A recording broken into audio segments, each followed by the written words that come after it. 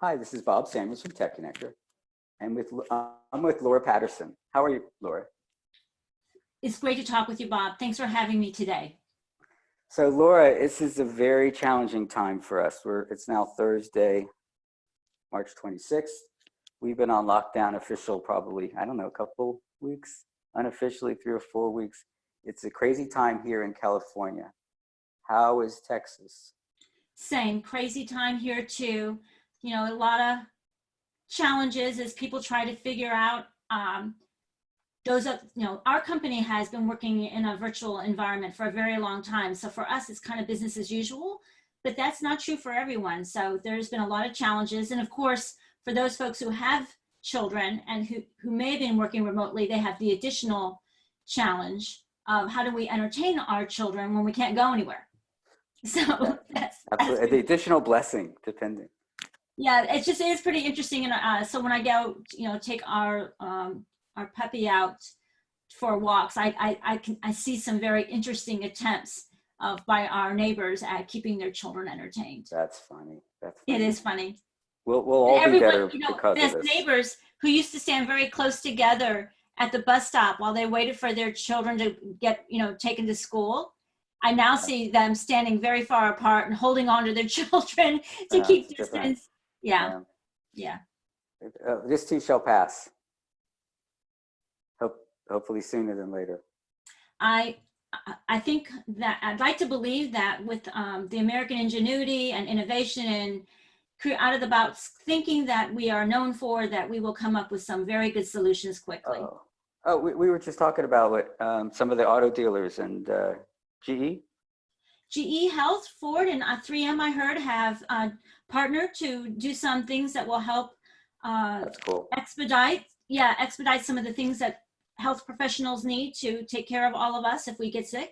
Dyson vacuum cleaners yes. They're fascinating. They're a really good company. They are an amazing company. And I also heard that, they're looking at how to modify anesthesiologists' equipment. And I also heard or read about a doctor, I don't know if it's at Minnesota or where, somewhere up north from us, we're here in Texas, was able to create a mini ventilator for $150 in parts. That's easy for anyone to do. So lots of cool things being done. Wow. Very cool. So tell us a little bit about your company and what you're all about. Sure. So VisionEdge Marketing was founded in 1999. We were talking about data, analytics, process, measurement, customer centricity before those became common words in our everyday business vocabulary. And we use those to help our customers accelerate growth, create customer value, and improve performance. We're pretty well recognized as one of the pioneers in the marketing performance measurement and management discipline. That's a key part of our work. And we've always had a very strong focus on organic growth for our customers. So when I think of marketers, I think there's creative marketers who are just great at design and branding and strategies and all this stuff. And then there's the numbers marketers, get into the analytics and the optimization. Which type are you? Yes. So I've had a wonderful career. I've been in the B2B space predominantly my entire career for a very long time, big companies and small companies. And while I've had to be responsible many times for the entire spectrum of marketing, I would probably plant my feet on the marketing science side of the equation. Yeah. It's a good combination too. And I don't yes. mean to paint you in one or the other, but admirable skills both. Yes. So what are you seeing these days on what are people doing to be more optimizing things, and what are they doing more as far as the whole concept of being customer-centric? Those are two different questions, but they are very related, and that's very thoughtful of you. So we've all seen a greater push for actionable intelligence. I think that's a great word that I've heard you use before, where we are using data to make fact-based decisions, deriving important and valuable insights from that data, and then help it using that data to help both our customers and our companies be more successful. So I think that's definitely been on the rise for a very long time. I think the biggest challenge that most companies have today is not the lack of data. There is more data than many companies can manage, and it's coming from everywhere, right? It's from their internal systems, from their customers, from external, I mean, it's just everywhere. So really getting and understanding how to manage that data, to be literate with data. We have a post coming out on, or had a post coming out on data literacy. I think that may have been this week. So we're very much about how do you manage data and use that data in a way that will be beneficial to you. And so I think the most important thing to remember about data, and then I'll come back on the other side talking about customer centricity, is that to be really good at data, you need to know what question you're trying to answer. Otherwise, you might find yourself just sort of in the deep end of data, swimming in all kinds of information, but you don't really know what to do with it. So we always encourage people we work with to know what kind of question they're trying to answer or what kind of decision they're trying to make. That's helpful in making the data be actionable. Brilliant. So that's an answer to that question. Is that kind of what you were thinking? I was thinking that, and I'll go maybe deeper into that later, but yeah, I'm the one that tied these two together, which I don't know why I did, but tell me about customer centricity and how that plays certainly in. that's been a buzzword, but it's not a new idea. Actually, the concept of customer centricity has been around probably 15 or so years. And I'm sure you're familiar with Dr. Peppers and Rogers. Don Peppers talked a little bit about the difference between being product-centric and customer-centric. But the whole idea is that you're changing the lens, right, from being inside out to outside in. So everything you're doing is from the perspective of the customer being in control of their own buying journey. What are the implications to your organization? So product-centric companies come up with cool ideas, and there's nothing wrong with that because some of the best ideas have come that way. And then they figure out what problem those products can solve and go off to sell them, right? In customer-centric companies, they're really taking a look at what are the challenges, problems, opportunities that their customers or the market is facing. What can they bring to the table that will help address those? And how can they do that better than other options and create value for their customers in doing so? So does that help articulate the difference? It does. It does. So, I mean, it's very, I mean, this is great thing about being able to host a lot of these interviews, because I learn a lot from everybody I talk to. So I was just talking to someone else about how it's important to, not sell them what you have or what it does or anything like that, but rather find out what are their big issues, what's their biggest challenge, and how can you fit into that? How can you ride that coattail of that? Because that's what's driving their world, not whatever you're doing. That's right. You have to. You're so on the money there. People are, when they're thinking about things, they're thinking about what's in it for me, what's my problem, right? And so if we want to be able to engage with customers, we have to connect at where things are important to them, which, by the way, takes us to the current environment that we're all in right now, right? So people are not thinking, they're not looking to buy a new whatever right now. No, they're looking to solve whatever problem they have. And right now, as problems shift, you have to be thinking, how can we help them, right? So, and this comes back to really stepping back and not thinking about just, I need to create leads for my company as a marketing organization, but rather I need to help our company get inside the mind and spirit of the customer so that I can lead our company to making sure that we intersect with our customers at the right place. Right. So if I'm hearing you right, it's during this time of crisis, if you can offer people something that'll fix their problem, like the whole working from home and everything, that's great. Otherwise, let's ensure them that you're fine and that you're there for them when they need you, and we're all going to get through it. And then after this is all over, which it will end at some point, they'll have a good taste in their mouth about you Yes, they'll, and one of the key things that companies, you know, back to being strategic, you know, when you're in uncertainty, that and sometimes in situations like we're in right now, you can't really make decisions just based on data because the world is upside down right now. right. That So has an asterisk by it. yes, and so for example, scenario analysis, you know, what if types of scenarios can be extraordinarily helpful if you're thinking about what if from the customer's perspective. So that can have implications for how you might be managing and marketing today and this Right. moment, and thinking about what happens when we're on the other side of this. So Sure. that's a really good example of upstream marketing as opposed to the downstream where, you know, we're crafting campaigns and social media programs and new content and another email initiative or whatever that might look like, which is very downstream. But if you can step back and say strategically, what do I know? What insights do I have right now about what are the situation that the customers and the market are in? And how do I apply that to scenario analysis? Then we can build and modify if necessary strategies and be more agile and nimble in our approach to doing that.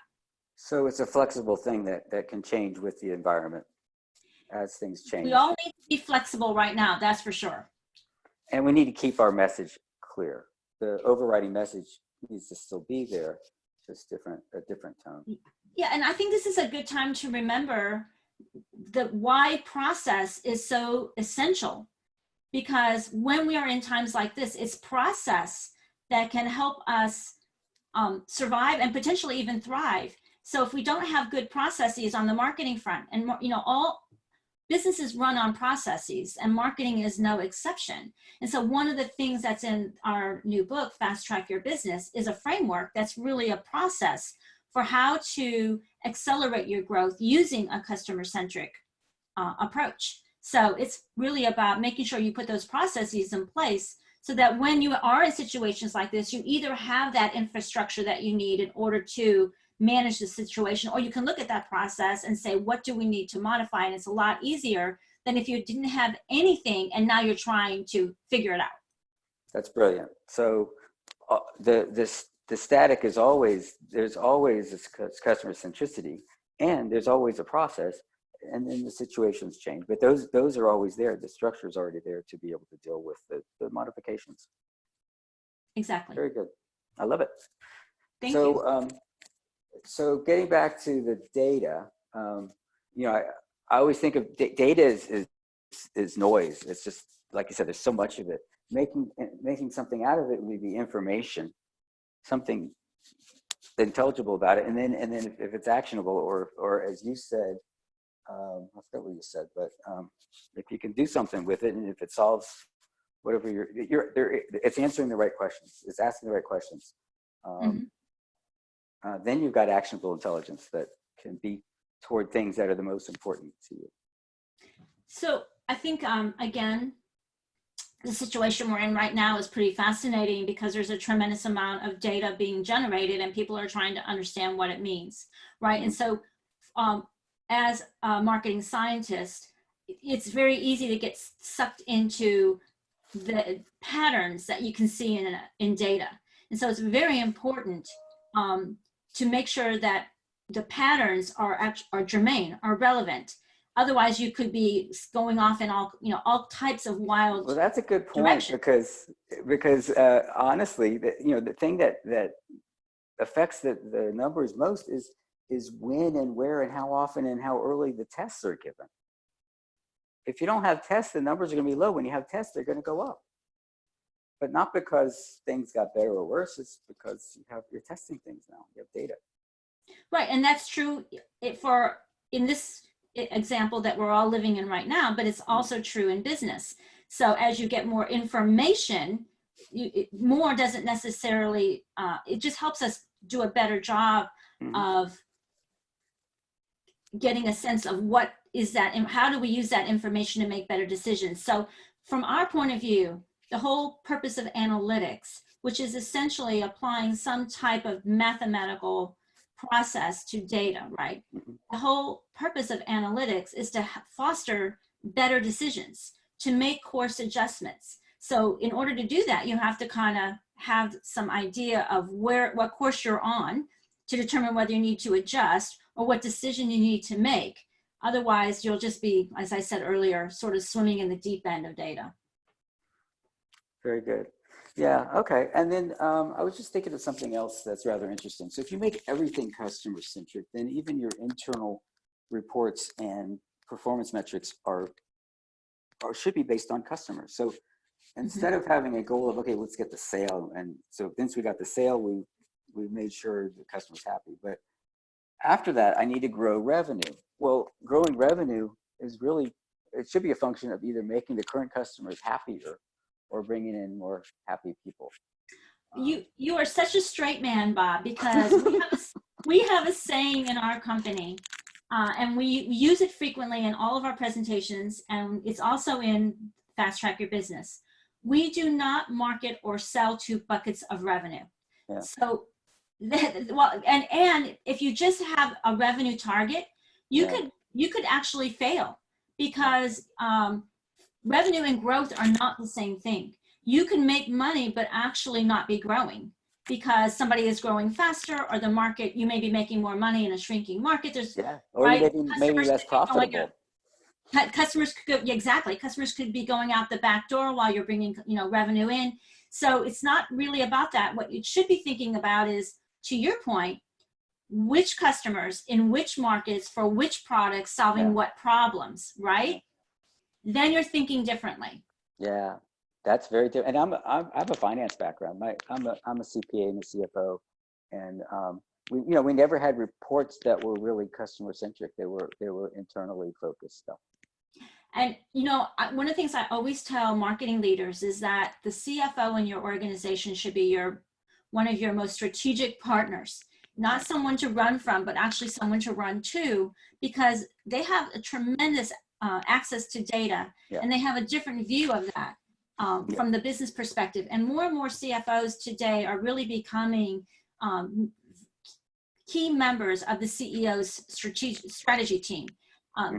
Today, I know you and I have both been around a long time, and I imagine early in your career, putting together month-end reports was very arduous.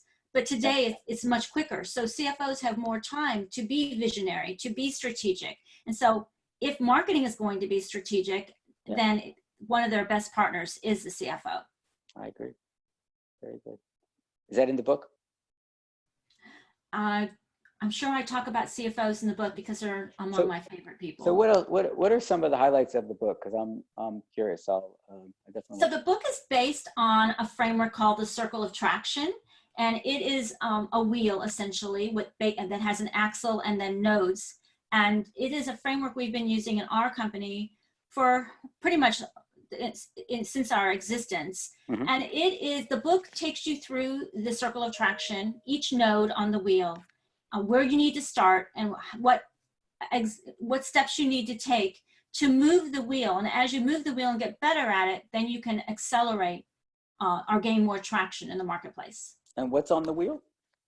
Oh my gosh. Okay, great question. So the wheel starts at the very beginning, which I think at the top, which I think you'll appreciate. It's called Customer and Opportunity Insights. So that's where it starts. And from there, that's when you can then. So that's research and surveys and analysis and. That's the whole data story, right? That's your whole data story. That's the before data story.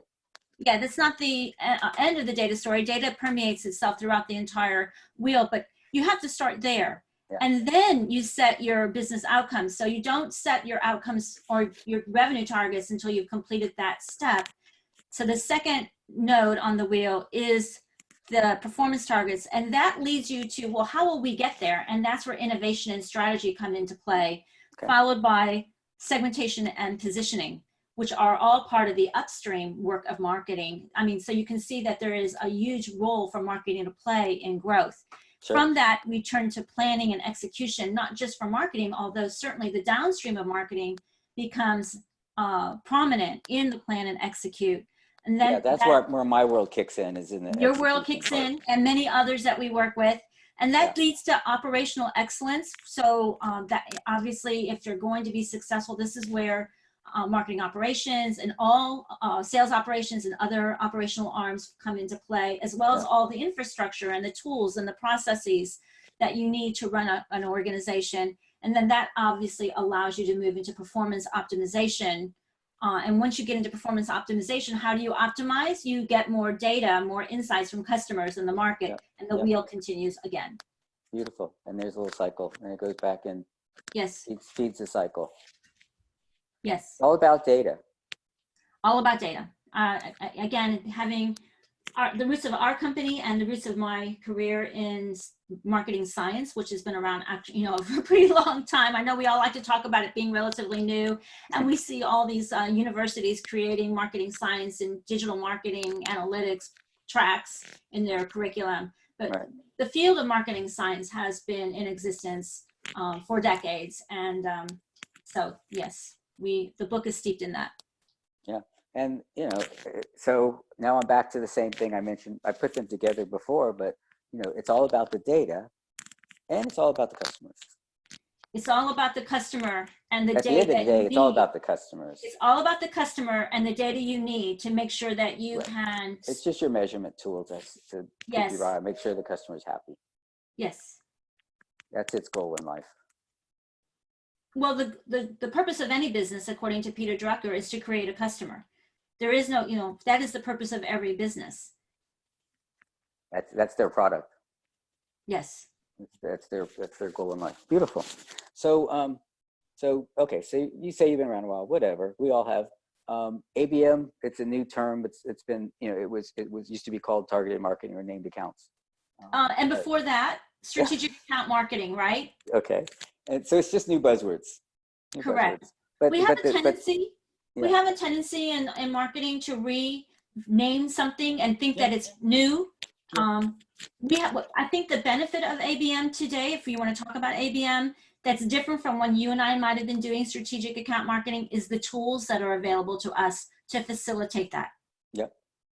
Now, have you seen any cool tools along those lines? I've seen some interesting tools, and of course, I'm a big fan of John Miller's Engagio.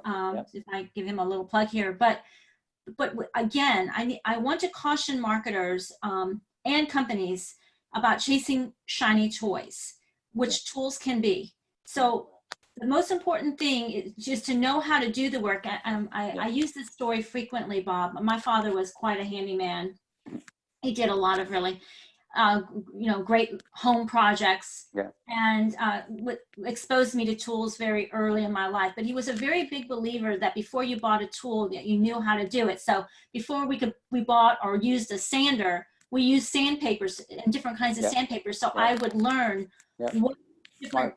Yes, I would learn the process of sanding, and I would learn what different types of sanding paper did it to the wood, right? Before you got a tool. Because if you got a tool first and you didn't really know the process of sanding or what to use, you probably damaged the wood. Yeah, much more efficiently. Yes. Yeah. So the thing I try to do is encourage young marketers and all marketers to be proficient, right? We need to be proficient and skilled in our work, and then we can use the tools. Yep, and hands-on, and then you'll appreciate. Know how to sand before you buy the sander. Know how you sand. Absolutely. That's a good one. That's a good one. So what do you see as the future? What are we going to be talking about in a year from now, in 5 years from now? Oh, wow. Is the customer still going to be the main thing? I think so. I don't think that's going to go away. That's your prediction. I'm going to hold you to it.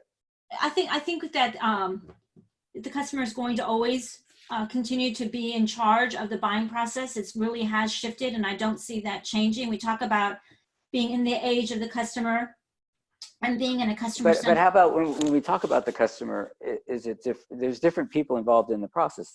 I hear 10, 12, 15, 20 people on the buying committee. So in the B2B, that may be changing in the next 3 to 5 years. In the consultative B2B sell, you and I are in a complex B2B selling environment. That is true.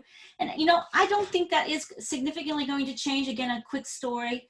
My mother, who is elderly, needed to have some surgery a few years ago for some back surgery. And as we went through that process of making a decision of what kind of therapy, what kind of surgery, what kind of doctor, there were a lot of people involved in the buying decision, including her children and her friends, right? Even though it was not B2B, it was it was a complex sell, and others along the way, like the insurance company and others, people that have influence over the buying decision. So I'm not sure that is necessarily going to change significantly, but I think what will change is how marketers begin to think about and use data to connect and engage with customers. I think that's, an opportunity. Well, what data will they have, or what data would you wish you had but you don't have right now? Oh, well, I think about all the people who visit our website every day, and we are really blessed, and how many of them I don't know who they are. They're anonymous, right? And, I think that, companies are trying to crack the code on that. That's an example. So I know Lead Forensics does that. They do, and we have reached out to them, but it's still not quite what you think it is yet. It isn't, and the match rate is not particularly impressive. Right, but that's an example of something that I think will get better. I don't know. All the cookie stuff's going away, so that's going to affect a lot of data. It is, so it'll be fascinating to see how. Back to that ingenuity, what else emerges? I know, because I've been hearing the demise of being able to do targeted marketing for a long time, and it changes. People keep putting in new things, and whatever. It's fascinating. So it's a pleasure speaking with you. I took way more of your time than I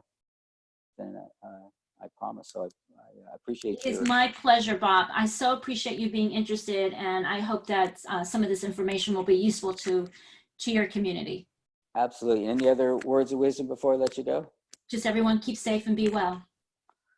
Very good. Laura, it's a pleasure, and I look forward to reconnecting soon. Thank you. Talk with you again soon, Bob. Thanks. Cheers.